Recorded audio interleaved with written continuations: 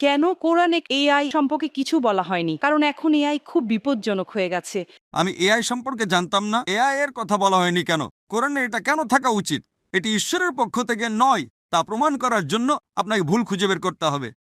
আপনি কি জানেন কোরআনে এমন অনেক বিষয়ের ইঙ্গিত রয়েছে যা বিজ্ঞান অনেক বছর পরে আবিষ্কার করেছে, কিন্তু এখন সবচেয়ে আলোচিত বিষয় হলো এআই, যে প্রযুক্তি মানুষকে ভয় পাইয়ে দিচ্ছে। প্রশ্ন হচ্ছে, যদি কোরআনে ভবিষ্যতের অনেক কিছু বলা থাকে, তাহলে এত শক্তিশালী এআই সম্পর্কে সরাসরি কিছু বলা হলো না কেন? এই প্রশ্ন করা হয়েছিল ডক্টর জাকির নায়েককে, আর তার উত্তর শুনলে আপনার চিন্তা বদলে যেতে পারে। আসসালামু আলাইকুম ওয়া রাহমাতুল্লাহ। আজকের ভিডিওতে আমরা জানবো কোরআনে কি এআই সম্পর্কে কোনো ইঙ্গিত আছে নাকি ইসলাম প্রযুক্তির বিরুদ্ধে। ডক্টর জাকির নায়েক এই প্রশ্নের এমন একটি ব্যাখ্যা দিয়েছেন যা আজকের যুগের প্রতিটি মানুষের জানা দরকার। ভিডিওটি শেষ পর্যন্ত দেখুন, কারণ শেষের অংশে রয়েছে সবচেয়ে গুরুত্বপূর্ণ ব্যাখ্যা যা অনেকেই জানে না। চলুন শুরু করা যাক। কোরআন কোনো সায়েন্সের বই নয়, SCIENCE। যদি কোরআন সায়েন্সের বই হতো তবে এটি বিশালাকারের হতো। এই যে ভবনটি দেখছেন, এর ভেতরে যত বই রাখা সম্ভব সব বই মিলেও এর সমান হতো না। যদি কোরআন বিজ্ঞানের বই হতো আর এতে সব বৈজ্ঞানিক তথ্য উল্লেখ করা থাকতো, তাহলে কোরআন এতটা বিশাল হয়ে যেত যে আপনি কোনোদিনও তা পড়ে শেষ করতে পারতেন না। কোরআন কোনো সায়েন্সের বই নয়। সায়েন্স, আপনি যদি জিজ্ঞাসা করেন কোরআনে কি লেখা আছে 2 আর 2 মিলে 4 হয়, না, কোরআন কোনো সায়েন্সের বই নয়, এটি নিদর্শনের বই, SIGNS। তাই আমাদের দেখতে হবে কোরআনে যা কিছু বলা হয়েছে তা যেন ভুল না হয়। যদি আপনি মনে করেন যে কোরআনের সব কিছুই উল্লেখ থাকা উচিত, তাহলে ভাবুন তো বিজ্ঞানে কত হাজার হাজার PhD আছে, doctor, engineer, heart specialist, brain specialist. এই সব কিছু যদি কোরআনে লেখা হতো আর আপনি তা পড়া শুরু করতেন, তাহলে আপনার পুরো জীবনেও তা শেষ করতে পারতেন না। ঠিক না বেঠিক? সুতরাং কোরআনে বিজ্ঞানের সবকিছু উল্লেখ নেই, দয়া করে ভুল বুঝবেন না।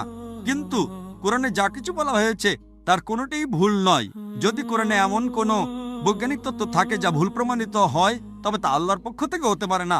আর যদি কোরআনে এমন কিছু বলা হয় যা বিজ্ঞান অনেক পরে, 200 বা 400 বছর পরে আবিষ্কার করেছে, তাহলে সেটাই মুজিজা। তাহলে প্রশ্ন হলো, কোরআনে এআই এর কথা বলা হয়নি কেন? কোরআনে এটা কেন থাকা উচিত? কোরআন কোনো বিজ্ঞানের বই নয়। ধন্যবাদ প্রিয় দর্শক এতক্ষণ আমাদের সাথে থাকার জন্য। প্রথমে আমাদের বুঝতে হবে, পবিত্র কোরআন মূলত বিজ্ঞান বই নয়। কোরআন হলো মানুষের জন্য হেদায়েতের কিতাব, অর্থাৎ জীবন পরিচালনার নির্দেশিকা। কোরআনের প্রধান উদ্দেশ্য হলো মানুষকে সঠিক পথে পরিচালিত করা, আল্লাহর পরিচয় দেওয়া, নৈতিকতা শিক্ষা দেওয়া, ভালো ও মন্দের পার্থক্য বোঝানো।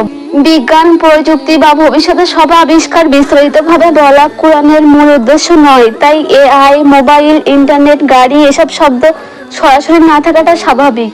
ডক্টর জাকির নায়েক বলেন, ইসলাম সবসময় জ্ঞান ও গবেষণাকে উৎসাহ দিয়েছে। ইসলামের ইতিহাসে মুসলিমরা গণিত, চিকিৎসা, জ্যোতির্বিজ্ঞান সহ বিভিন্ন ক্ষেত্রে গুরুত্বপূর্ণ অবদান রেখেছেন। কোরআনের প্রথম শব্দই ছিল ইকরা, অর্থাৎ পড়ো। এর মানে ইসলাম মানুষকে জ্ঞান অর্জনের দিকে উৎসাহ দেয়। এআই বা নতুন প্রযুক্তি, এগুলো মানুষের জ্ঞান ও গবেষণার ফল। ধরুন, কোরআনে সরাসরি বলা নেই মোবাইল ফোন, ইন্টারনেট, বিমান, কম্পিউটার, তাহলে কি এগুলো ভুল? না, কারণ কোরআন প্রতিটি ছোট প্রযুক্তির নাম বলার জন্য আসেনি, বরং কোরআন এমন নীতিমালা দিয়েছে যা সব যুগে প্রযোজ্য। যেমন সত্য কথা বলা, অন্যায় না করা, মানুষের উপকার করা, ক্ষতি থেকে দূরে থাকা। এই নীতিগুলো এআই ব্যবহার করার ক্ষেত্রেও প্রযোজ্য।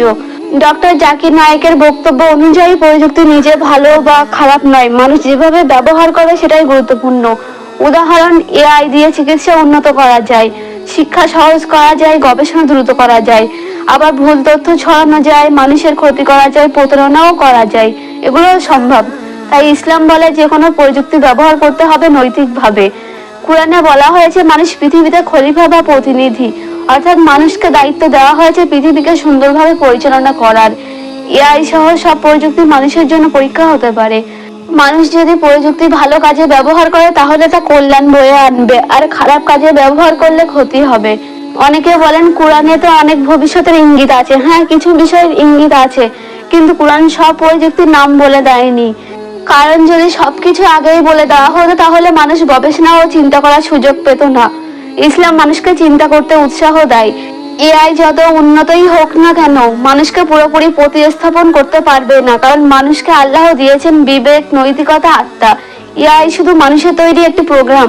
এটি নিজের সিদ্ধান্ত নিতে পারে না যতক্ষণ না মানুষ তাকে নির্দেশ দেয়। এআই ব্যবহার করার ক্ষেত্রে মুসলমানদের উচিত ভালো কাজে ব্যবহার করা, মিথ্যা তথ্য না ছড়ানো, মানুষের ক্ষতি না করা। ইসলামের নৈতিকতা বজায় রাখা। প্রযুক্তি আল্লাহর পক্ষ থেকে একটি পরীক্ষা হতে পারে, আমরা কিভাবে ব্যবহার করি সেটাই গুরুত্বপূর্ণ।